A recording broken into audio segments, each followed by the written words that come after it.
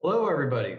Welcome to the Philanthropy Roundtable's 2020 session on Never Let a Good Crisis Go to Waste, the latest attacks on philanthropic freedom. I'm Tom Riley, president of the Conley Foundation in Philadelphia, and I will be the moderator of this panel discussion. I know we would all rather be in Naples. I actually thought about doing one of those fake backgrounds that had like the Naples hotel on it, but I thought that would be a bit cruel. That being said, we have a really interesting panel today, and it's certainly a timely one. We all know that this is an incredibly challenging time for our country, but it has also been a time for philanthropy to shine. I think from the stories that I've heard from so many people at other foundations and so many other donors, really incredibly inspiring. And this has been a great moment for philanthropy to show why it's so important. It's not just a cliche to say that at times like these are the times when we most need charitable giving and where the impact of intelligent and kind charity makes a world of difference in real people's lives. Many foundations have been working overtime, working harder than ever in the last few months, and many of them have chosen to go over their budgets in this extraordinary time to help their communities. And yet, somehow this has also become a time when philanthropy finds itself, and this might be incredible to some people to hear, under attack. Critics from outside, and in some cases from within the field, are arguing that foundations and donor-advised funds are not doing enough. Some people are taking this further, alleging that these giving vehicles are subject to abuse, corruption, and cronyism. Other critics contend that donors are not giving the right amount to charity, or alternatively, not to the right grantees. These different critics might not agree on the specifics, but the one thing they all do seem to agree on is that greater government oversight and regulation is necessary to address the things that they're concerned about. With literally millions, that's the old days, with trillions of dollars sloshing around in various relief proposals coming from Congress, and with the potential for a political realignment in Washington after the election, now might wind up being the time when any or all of these proposals to reform charitable giving find that their time has come around at last. What should we think about these proposals? Are they a cause for concern by charitable donors? What should donors do? How should they get in the game if they think that these are pertinent to them? We are fortunate today to have three superb speakers, experts with a great deal of experience and close-up knowledge. I'm going to start out with, in the unlikely event that any of you did not know Lawson Bader and Donors Trust before, yesterday's Supreme Court hearings might have piqued your interest. Lawson is president and CEO of Donors Trust and Donors Capital Fund. Previously, he served as president of the Competitive Enterprise Institute, a research and outreach organization. Before joining CEI, Lawson spent 16 years as vice president of the Mercatus Center at George Mason University. He serves on the boards of the Atlas Network and State Policy Network. He's a member of the Forbes Nonprofit Council and a Kiplinger contributor. Lawson earned a bachelor's degree from Wheaton College and master's degree from Johns Hopkins. We also are lucky today to have Howard Husock, senior fellow at the Manhattan Institute. Howard is vice president for research and publications there. That is a position he has held since 2006. He's also senior fellow at the Manhattan Institute and a contributing editor to City Journal. Previously, he served as director of case studies in public policy and management at the Harvard Kennedy School of Government, where he was also an adjunct lecturer in executive education. Howard's writing has appeared in publications including the Wall Street Journal, the New York Times, Washington Post, National Affairs, and of course, Philanthropy. His work as a documentary filmmaker for WGBH TV in Boston won 3 Emmy Awards. He is the author of 3 books, America's $1 Trillion Housing Policy Mistake, Philanthropy Under Fire, very pertinent to today's question, and Who Killed Civil Society? The Rise of Big Government and Decline of Bourgeois Norms. Howard has a bachelor's degree from Boston University School of Public Communications. We are also fortunate to have Mason Rummel. Mason is one of my favorite people in philanthropy. She is the president and CEO of the James Graham Brown Foundation, which, if I'm not mistaken, is the largest private foundation in Kentucky. Previously, she was a political appointee in the Reagan administration. Mason serves on the Southeast Council of Foundations Membership Committee and Public Policy Committee, the board of the Council on Foundations, where she is co-chair of its Public Policy Committee, and the Public Policy Committees of the Kentucky Nonprofit Network and the Alliance for Charitable Reform. Mason was founder of Grantmakers of Kentucky and serves on the board of the Greater Louisville Project, the executive board of Evolve 502, and the board of the Kentucky Derby Museum. She also serves on the board of the Episcopal Church Home Foundation, the Center for Nonprofit Excellence, and the board of directors of Sweetbriar College in Virginia, where she's the governance committee chair. Mason has a bachelor's degree from Sweetbriar and a master's degree from Indiana University's Lilly Family School of Philanthropy. She is pursuing a master's degree from Spalding University. I did not know that. Congratulations. So with that, let's dig in. The first question, and again, just in terms of format, I'm going to ask the panelists, each of the panelists, one of three questions. I very much would like to get questions from the audience, so please send them in as they come up. And at the end of those three questions for the panelists, we'll dig into your questions. So the first formal question. From each of your perspectives, how did we get into this current moment? How did we get to a place where philanthropy's value is being openly questioned and the government is being seen as a better steward of charitable dollars? Howard, let's start with you. Thank you so much, Tom, and thanks to the Roundtable for having me, and thanks to all of you for joining us. To take a really big step back, I think this should be understood not just as an attack or a critique of philanthropy, but as a backlash, a critique, an attack on wealth. And I mean, it's hard to believe, but just about 10 years ago, a man named Matthew Bishop, who was the editor of The Economist magazine, published a well-received book called Philanthrocapitalism, How Philanthropy Was Going to Save the World. So that was a kind of a high watermark. And since then, we've seen a tremendous backlash against wealth generally. And so the accumulation of wealth, whether it is in corporations or in foundations, donor advised funds, any form, has become suspect. In fact, if you read Chronicle of Philanthropy, most recent issue, the head of the Stanford Center for Civil Society and Philanthropy, maybe it should be called the Stanford Center Against Civil Society and Philanthropy, says that those who are in philanthropic positions should question the legitimacy of their gains. We have Alexandria Ocasio-Cortez saying, every billionaire is a policy failure. So it's just not surprising that philanthropy is under attack when the accumulation of wealth, and by extension, the American system, our socioeconomic system, is under attack. Philanthropy is a subset of this larger attack. Lawson, what's your sense? How did we get to this position?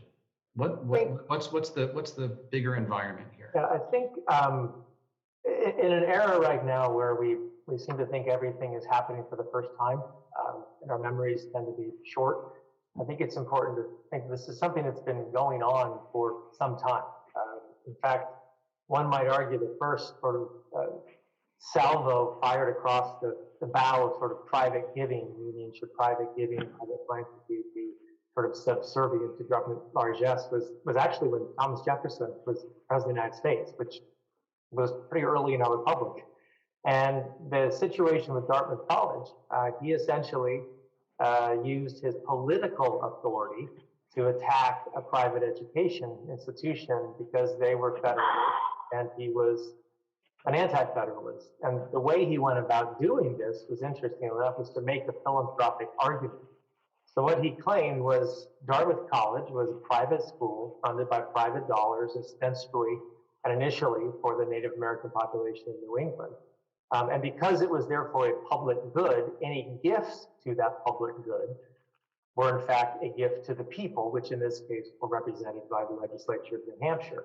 And so he tried to get New Hampshire to take over Dartmouth College. And suffice it to say, it became a Supreme Court case, an early case in which it was unanimously decided, much to, I'm sure, Mr. Jefferson's disappointment, that gifts that private individuals make that have a public good, i.e. education, are decidedly not gifts to the government, even if that government is a democracy.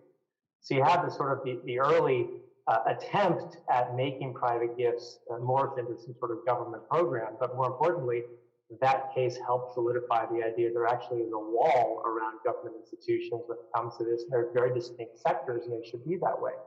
We fast forward really to the 1950s, early 60s, and we can see the shift in some of the most important historical private foundations in the United States shift into to mirror all of the wars that we were engaged in, the war on poverty, the war on drugs. Right now we're a war on racism, a war on the uninsured. And there began to be a revolving door between senior officials in the government and trustees on these foundations. And so the point of the foundation support sort of mirrored that of the government program. And that's how you sort of saw those foundations begin to behave. So my point is, it's not something new. I agree with Howard. At the end of the day, it's envy. But this is something that we've been dealing with for quite some time. Mason, do you have a... yeah, it's hard to go third after those two. But, I agree.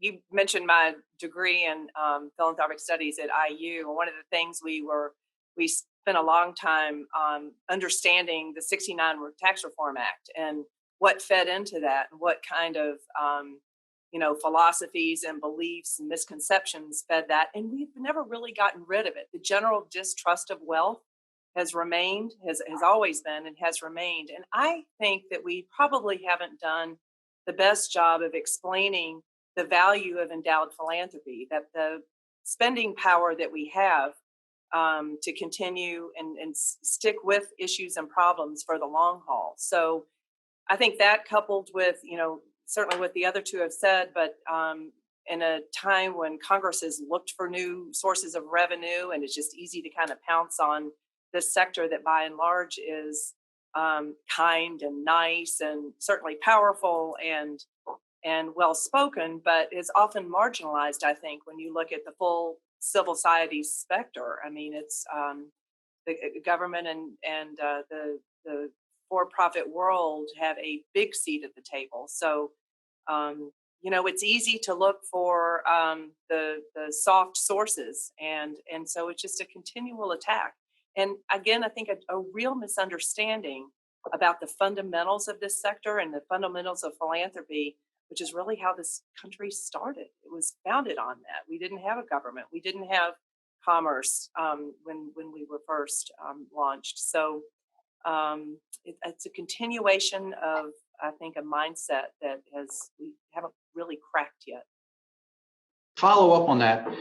To what extent do any of you think that the sort of ongoing, I guess you could say, misunderstanding about the private character of these dollars are?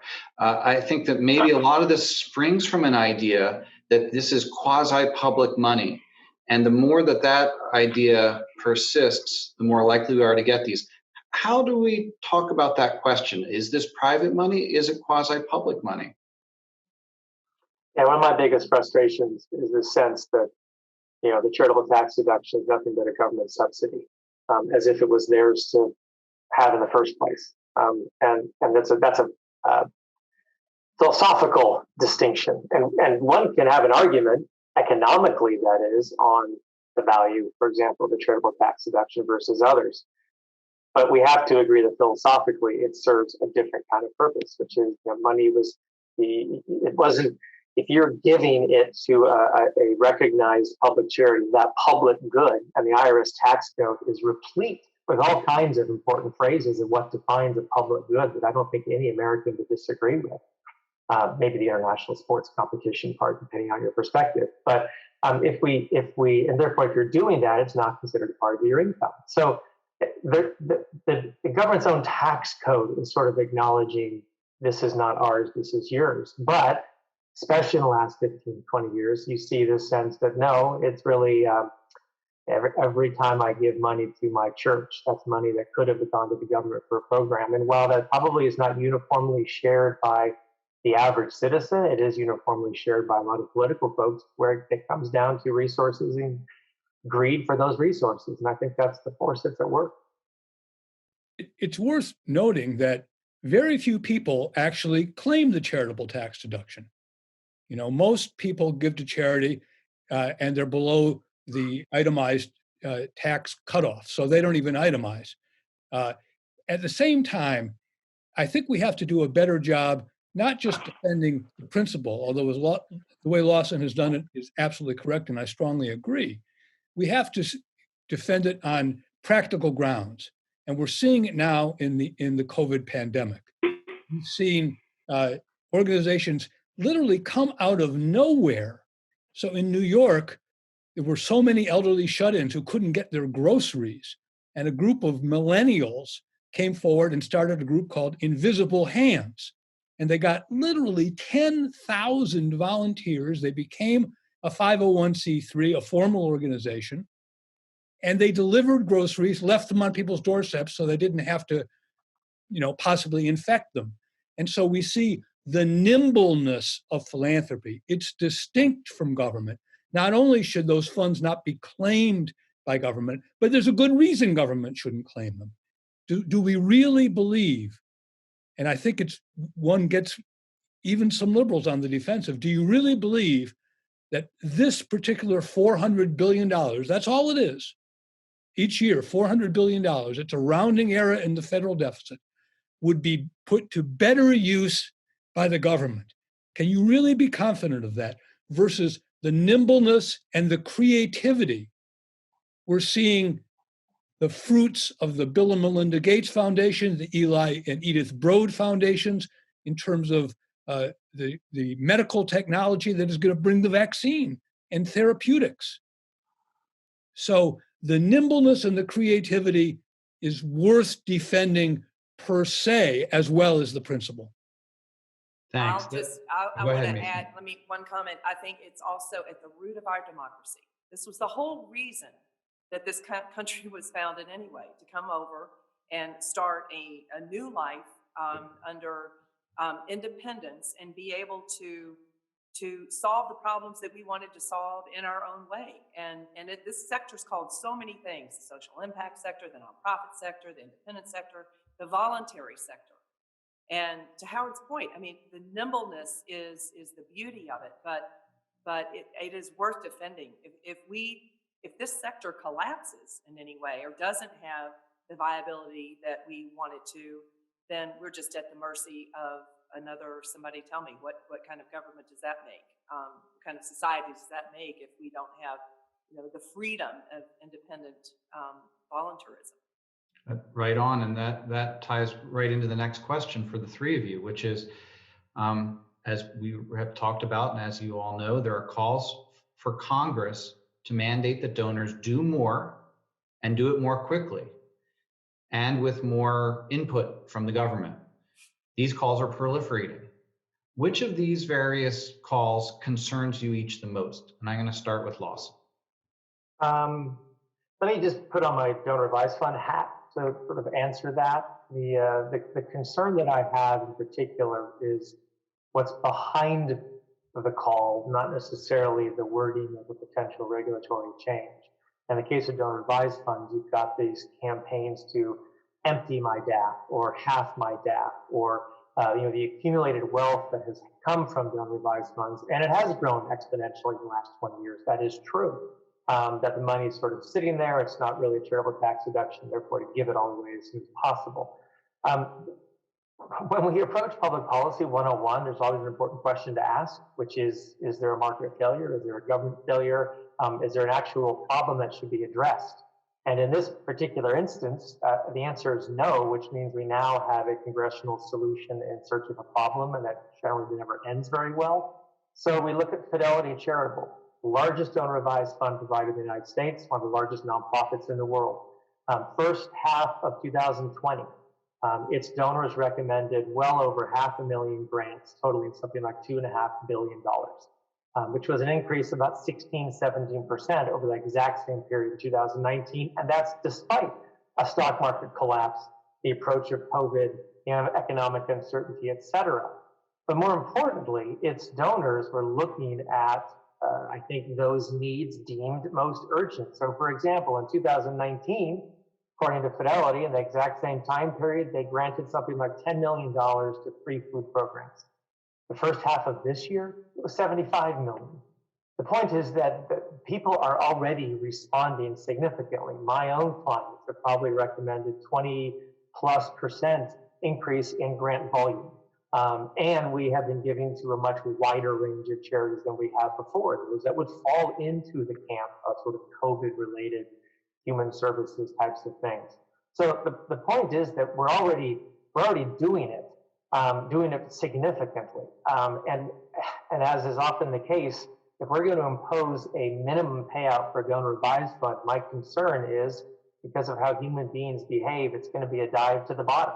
And we're actually going to wind up seeing a situation where we're giving less away. But more importantly, if we have the DAF this year or 2 years ago, we're not going to be prepared for when there's a crisis. If we'd done this 2 years ago, how would Fidelity and Schwab and Vanguard and Donors Trust, the National Christian Foundation, and all the community foundations sort of step up, which is exactly why people are building charitable accounts in the first place. So at the end of the day, it's just, there's not a problem here to be addressed. And if we create a policy solution, I'm afraid we're going to actually shift the priorities somewhere.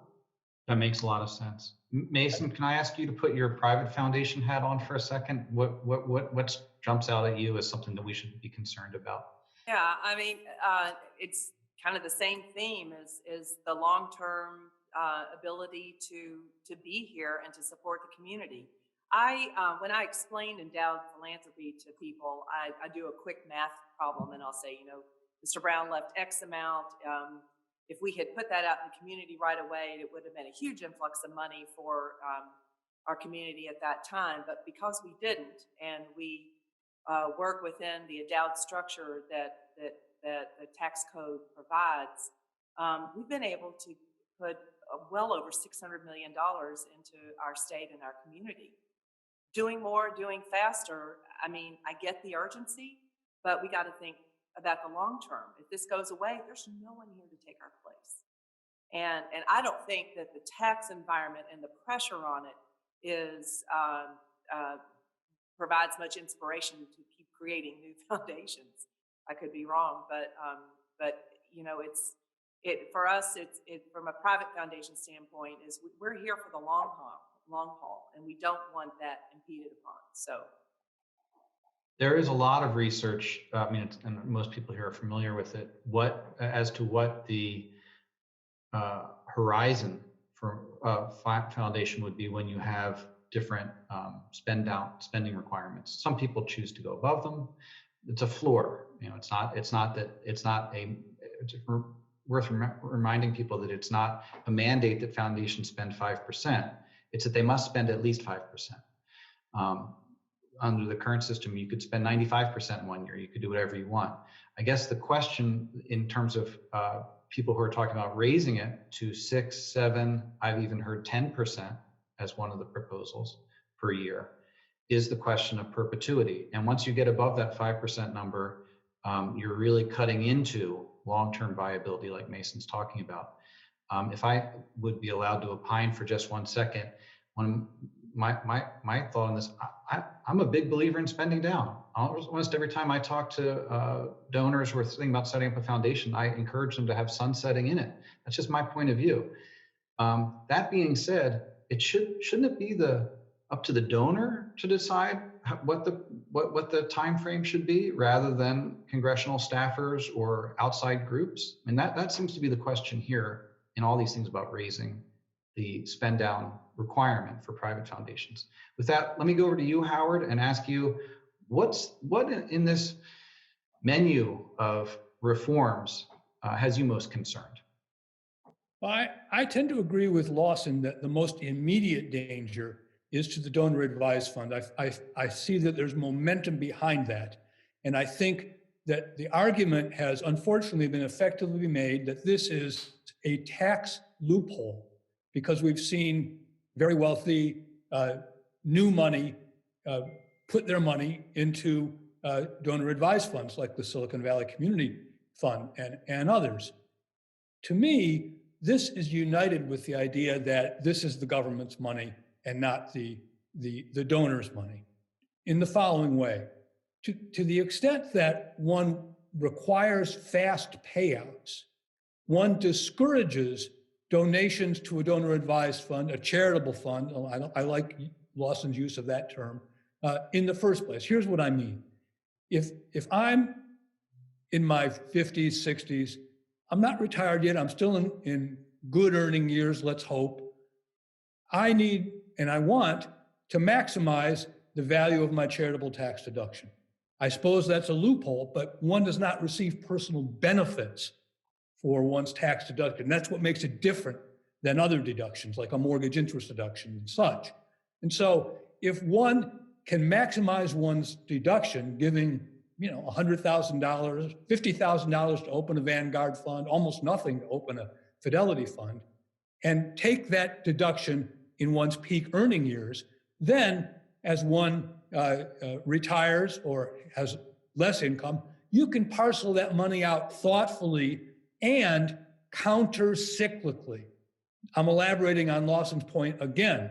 That is, when there are accumulated assets that have appreciated in value, the charitable sector can spring into action when the money is needed, as opposed to being coerced into donating every year for some reason of consistency. And so I think that the advocates of quick spending are really through the back door saying the government could spend this money better once again. And I don't think that's true. Hasn't this year been the most abject example of that? I mean, the group that you talked about, Howard, was right on. It sprang up so organically. It was so responsive to the moment. I think I'm looking around on the screens and seeing a lot of people nodding. I'm sure from their own experience just this year, so many people going above their budgets, above their payout, reaching to be responsive immediately. And there's no way that other parts of our economy would be, i.e. the government would be able to do that, and to do that as responsively to local organizations. So I think this year has been the test case. Yeah, I was going to say, Tom, that I think this is a great example of the complementarianism, that's a word, between donor advised funds and private foundations. So, donor advised funds, an account holder can react literally immediately. A phone call, an email, money can be going out the door within a matter of days, if not hours. Foundations are going to act more slowly.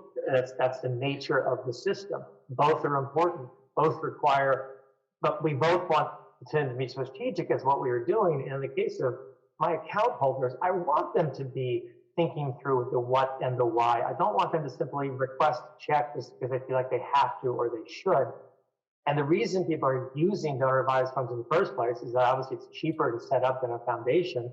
So which means you have people with less resources, and this great democratizer that we have allows everybody to participate very, very quickly, and it ultimately benefits the charities, because I have a feeling a lot of my donors probably front-loaded some of their gifts this spring, thinking that the stock market may not be what it will be in December, and so I have some extra cash. This is what I'm going to do. So charities have not necessarily noticed the significant ups and downs that can come with economic fun.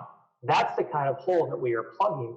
And so, but it's happening automatically because that's why people are using donor advised funds in the first place. So again, I'm afraid we're going to stir the pot for something that's not a problem and only create another problem because we've done that. Yeah. If I could just add real quickly, Tom, I'm very concerned about how all this relates to the legitimacy of donor intent altogether. Mason mentioned donor intent. It's crucial to philanthropy. But I think these attacks on wealth per se and the legitimacy of the accumulation of wealth will evolve into attacks on donor intent. Who are the donors to express their intention in the first place? Their gains are ill-gotten. And so that is in the background a truly potentially devastating threat to philanthropy. That is a great and very ominous point. This idea of, as Mason talked about in the beginning, the very fundamentals that the system is founded on, the very ideals are being questioned, and with that, and those are bedrock principles. So I think we, as a group, really need to invest more in this idea of educating the rest of the community about the essential role of private philanthropy and giving. Just to put a finer point on it,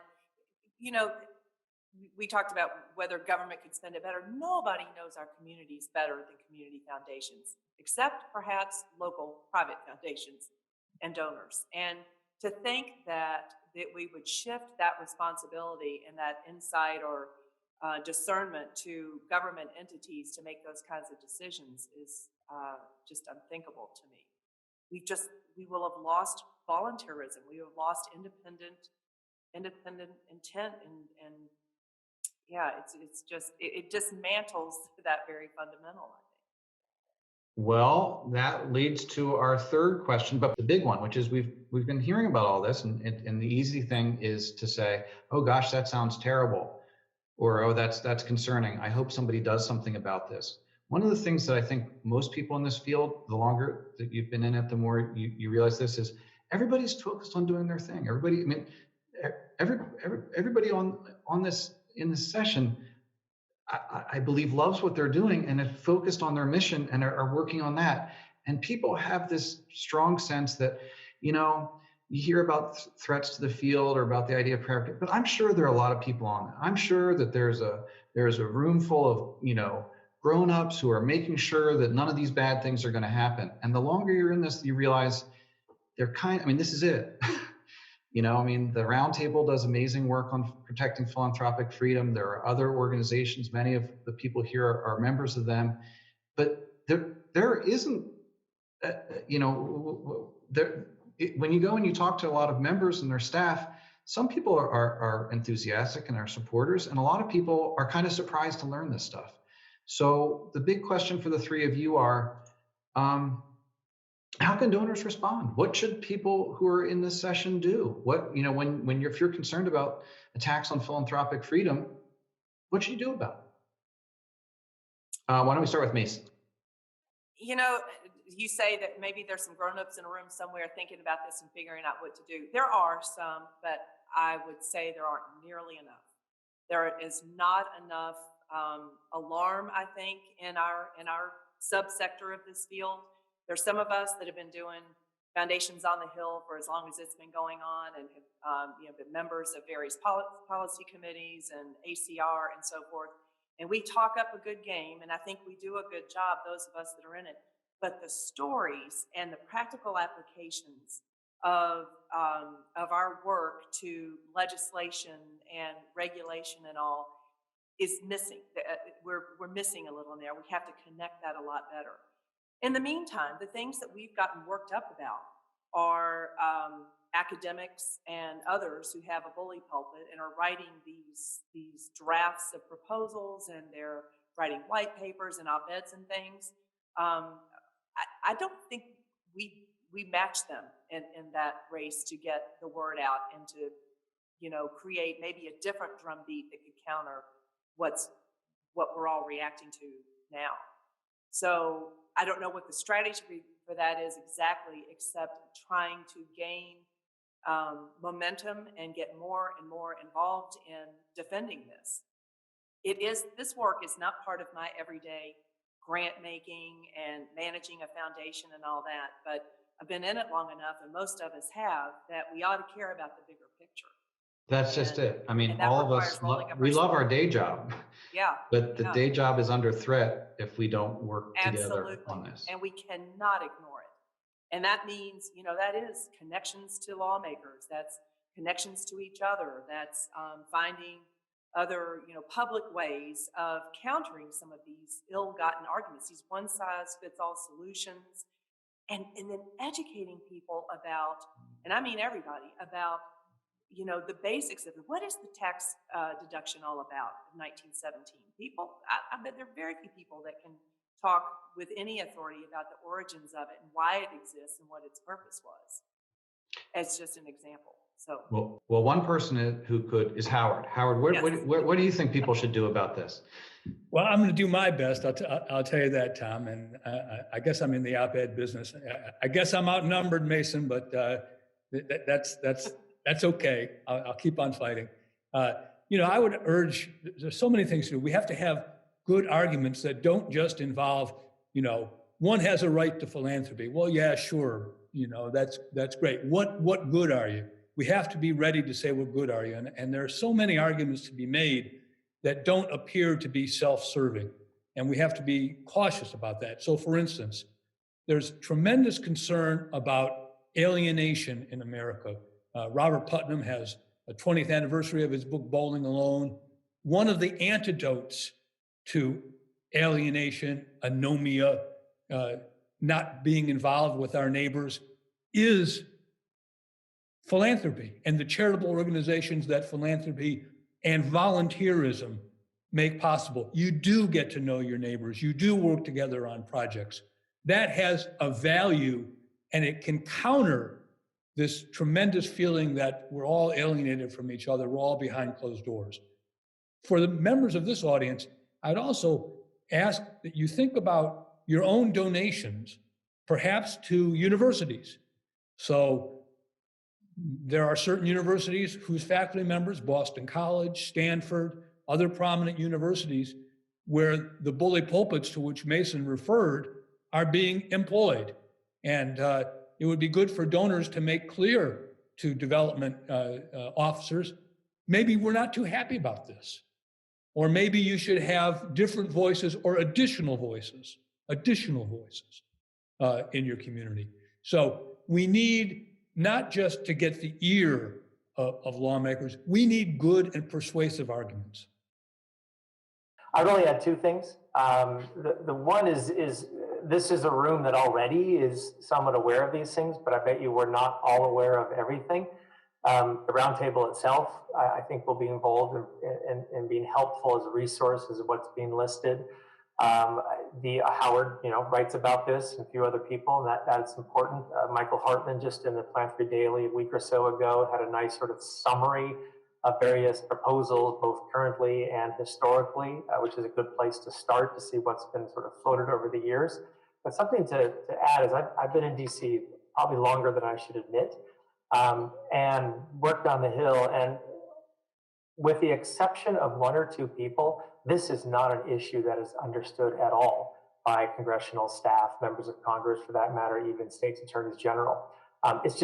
It's kind of not on the radar list unless it's brought to their attention, which means when it's brought to their attention in the way it's being done through solid academics and some of these proposals that are seen as logical, et cetera, they don't really react negatively because it just makes sense. That's the kind of a campaign you need to be involved in, is actually getting some of these staffers to understand what exactly the charitable sector is, has done, continues to be, and negative effects on that have a great negative effect on overall government policy. And so don't just assume that our sort of authority figures actually are aware of this. And so the extent that we can combat through academics, as Mason has said, and I agree with that, some of these suggestions which seem innocuous, but the devil's always in the detail. And I think that's the concern, is to create a certain healthy skepticism of why are we messing with something that's working very well. One of the things, Lawson, that I think has been an impediment to just those kinds of conversations from the people that you're talking about, I mean, not just the people who are in this session, but our peers and colleagues who are working in the field, is that people go, oh my gosh, I love what I'm doing is really important. I can't get involved in politics. Our general counsel sat me down on day one and explained that foundations can't get involved in politics. That's a political stuff. We're not going to deal with our congressman or senator. How do we let more people know that you are, as a foundation or a DAF or a charitable donor yourself, perfectly allowed to talk to your congressmen or senators about things that are going to be what they call the self-defense exception, which is you're allowed to talk about even specific legislation that was going to involve your organization.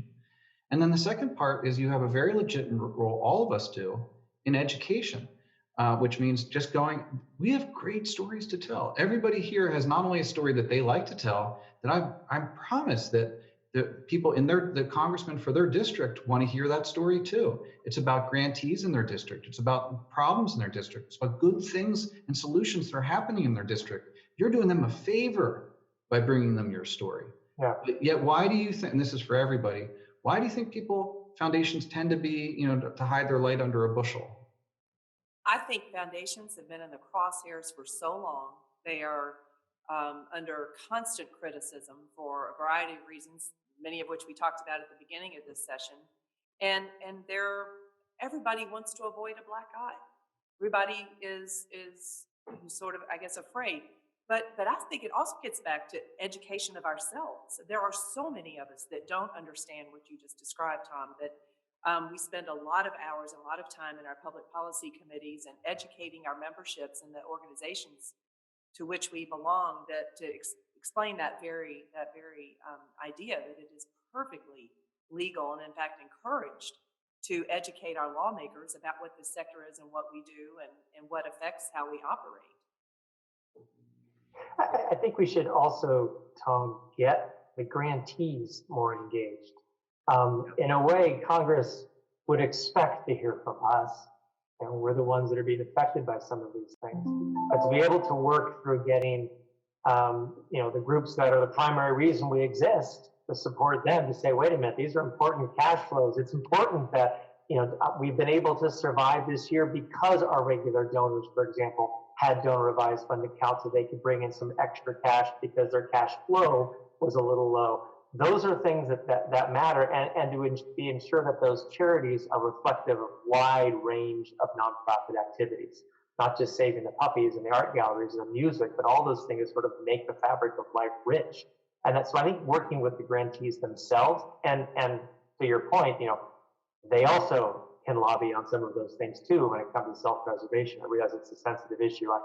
I'm a little black and blue from the years in DC in the last 48 hours, so I'm sort of beyond some of this, but it needs to be done. Howard? Yeah, well, I think we shouldn't be defensive, for one thing. We may be on defensive, but let's not be defensive. It's extraordinary to me. There was some discussion of perpetuity and sunsetting by you, Tom, and it's extraordinary to me how some very large foundations just get a complete pass from criticism when they're totally detached from their original donor's intent, when their leaders have been chosen by boards that have no relationship to the original foundation board or the donor, and they parade around as if they have wisdom on public policy and they want to remake the American economic system. They don't get criticized. And I think people can read between the lines with some of the foundations I'm referring to. So we need to go on the offense against some of those guys too, and not just be defensive.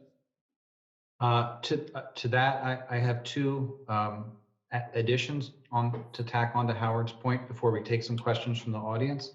Those two things would be, A, we all pay attention to federal legislation. This matters at the state level too. State legislation can have a strong effect both on foundations and on your grantees. It's really easy to get a hold of your state reps and senators from where you are and where your grantees are. They're going to be really interested in this too. And the time to get to know them is not when you have a problem. The time to get to know them is when you're coming with your interesting story to tell about grantees in their own district. And then the second thing I would encourage people to is, and we've all been there, which is, oh, I already did that. Oh, when did you talk to them? Oh, I think it was like 7 or 8 or 10 years ago. That doesn't get the job done. This is something that has to continue to be, it has to find a way to become part of the work, as opposed to, oh, I got this reminder every 10 years that I should call them up. Legislators change, staffers change. I'm afraid there's no magic bullet other than keeping at it. Okay, that being said, we only have about 10 minutes or so left, and I want to get to some of the questions from the audience. And the first one was submitted by John Sobrato, who is this year's Philanthropy Roundtable Simon Prize winner. So that is going to be make this quite pertinent and interesting. I have a feeling that Lawson is going to jump in on this first, but just if anybody else has a point of view also. It's a two-part question. Recognizing that small DAFs may need to build up their corpus to make larger, more impactful grants or for intergenerational giving, when a DAF reaches a certain threshold, perhaps $5 or $10 million, should they have the same payout requirements as a private foundation? Not only do the creators of DAFs receive tax deductions upon their formation, they also receive the benefit of professional management of the funds, and their earnings grow with far less tax burden than if the same funds were retained by the individual. Isn't that sufficient incentive for larger DAFs to follow the same rules as private foundations? And the second part of the question is, and I think this is especially for Lawson, would you support legislation that would require DAFs to report their annual payout rate for various fund sizes instead of averaging their payout rate? No and no. I mean, look, again, my concern with establishing any kind of a minimum payout rate is that becomes the rate. And at a time when it seems like every year more and more accounts are being opened and the payout rates are increasing, why would we want to do something that might actually suggest institutionally that they'd like to restrict that? The best DAFs need to remember, of course, that unlike a private foundation, while they legally own the asset, it is a collaborative relationship with the account holder. That's why you exist. I am grateful that we have assets of X, but those assets could actually disappear tomorrow. And that's precisely the point. I may not like it because, now I have to figure out how to get my fee structure changed, but we exist to make it easy and simple to make contributions to the larger community. And so again, messing with some of the payout rates, I just think it becomes a race to the bottom at a time when the momentum's going the other way. How we all, to your second question, how we all report things. Look, Donors Trust has an extremely high payout rate because we actually do not believe in perpetuity of our accounts. We believe in contributions going sooner than later. And that's actually a way we protect the intent of our donors from ourselves. So our payout rate has been 100% at times. I think the lowest we've ever been was 55, maybe 58%. But that reflects, again, a very active donor base. And I think most mission-driven donor advised funds, whether it's a Tides Foundation or Donors Trust or whatnot, probably have that already. So again, I just don't understand why that would be the point, because I think it would actually change behavior in a negative way from what we actually want. Just real quick, Tom, because I want to get to other questions. I want to say the $1 million DAF would be exceptional, I think. And essentially, the beauty of DAFs has been the democratization for middle and upper middle class donors who have relatively small DAFs. I have a DAF. I don't have $1 million in it. You can open one with us, Howard. We can help you with that. Okay. Okay. Here's another question, and I think it is it's interesting and it reflects how this isn't just one thing. I mean, a lot of us remember HR 7 or other things in the past that were sort of like one lightning bolt from the blue that was coming in on sort of one topic about foundation giving. What we're talking about today is that there are a lot of things coming from different sources, and the concern is that they're going to kind of coalesce quickly in one piece of legislation that might get tied into something else. And then all of a sudden we wake up one day with a new reality for DAFs and private foundations that is uncongenial and harmful. But here's a question that comes from sort of a different angle, which is, how would the panel, this comes from Kelsey Nolan of the Dakota Foundation, and it's, how would the panelists respond to questions or attacks on how the 95% that isn't given out is invested? That often those dollars are invested insidiously, perpetuating the very issues that philanthropy and charitable programs are trying to counteract. This is another area, which is, instead of just focusing on the 5% that is going out, how legitimate is congressional or outside concern about what foundations are investing in? Well, we have a movement called impact investing and ESG, environmental, social, and governance investing. I think the question is certainly out there, and we're seeing a trend among foundations, Ford, others, who say they're going to devote all of their corpus, whether through grants or through investments, to reducing inequality and other what they perceive to be the social ills of the country. But I think that clearly should not be mandated. That would be the first thing, right? Just as corporations should not be regulated by the SEC to do certain kinds of corporate practices, ESG practices and such things. But we can't lose sight of the fact that investment per se in our overall economy is helpful to all Americans. It should not be regarded as harmful. We have to reject the idea that standard investment practices somehow rob people of wealth, are illegitimate. We have to push back against that. Unless the argument that you must be self-aware in your investments in order to attain social good flies in the face of Adam Smith and all that we know about how economics really works. So I would say, if that's the preference of foundation principles, well, that's fine. Should it be mandated? Absolutely not. Should we be defensive about it? Absolutely not. Completely agree with Howard. Absolutely not mandated. And because if it were, then we've lost our independence again from the other sector, from the public sector. And it is within the ethos of any organization determine its grant-making strategies and priorities and how it's going to earn its keep in the market. And our boards have the fiduciary duty, loyalty, obedience, and care, I think, that, help drive us to, behave and respond according to our own values and morals. I just can't imagine there being a mandate to what problem are we trying to solve there?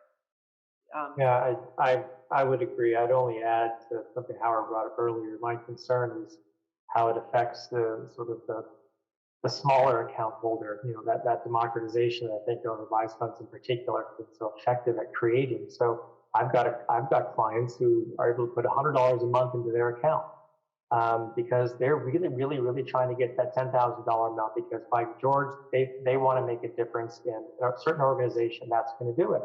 And the fact is, they've been able to benefit from investment practices that we have to get to that point. And at the end of the day, sure, an organization can decide what it wants to do in terms of its internal policies. But I'm with Howard. When markets may naturally change towards these kinds of things, and that's the way it does, then that's the way it does. But forcing the issue, I think, is a mistake. And I would be concerned about sort of my smaller accounts who really benefit from that investment opportunity. I, for what it's worth, agree too. One of the threads that I think we're seeing in a lot of these questions and a lot of these issues is, the philanthropy throughout American history has been let 1,000 flowers bloom, let people do things their own way. And it's fascinating to see what different, and the Roundtable has done a fantastic job of bringing those stories of all these different organizations to share with other people. And one of the things that seems more recent is when somebody has what they think of as a good idea, which might be a terrific idea, and they say, so for our giving, we believe this, or we're practicing this investment policy and let us tell you about it, or we're practicing this spend down policy and let us tell you about it. That's all great. The thing that is concerning is the shift from let me tell you about it to no, let me make you do that too. And we're going to get Congress to take my good idea and make you do it because it's such a good idea. That's the pernicious part. I think that that's the unifying thread of all the different issues we're talking about here, which is, I love to hear about your innovative idea. I love to hear about your new principles or your strong, innovations. But the way for us to incorporate them should be for us to choose that rather than for it to be mandated by law. With that, we're kind of running to the end here. Does anybody have any final statements or final comments for the audience? Well, I just, following up what you just said, Tom, that, for those that are trying to push their idea as the right way to do things, they have that right to do that. But so do we, to have the right to say and to convince Congress and other lawmakers and influencers that leaving it up to donors, philanthropic freedom, independent choices is also the right thing to do. And I think we can do that just as proactively as some of these others that we're worried about coming together. I don't think they can really all gel into one big influence, but it's on us to do that. It's on us to push this idea just as hard as the others are. I would just say philanthropic freedom is woven into the fabric of this country, has been, and we need to protect that. And secondly, don't believe conspiracy theories that you hear peddled during Supreme Court conferences. Not all attention is good attention. I'm going to stop right now. I believed it just until now. I can't top what Mason and Lawson have said, and so I'm just going to thank the members of this audience for what they're doing, and the country appreciates it. Thank you to Elise and the Roundtable for an interesting panel.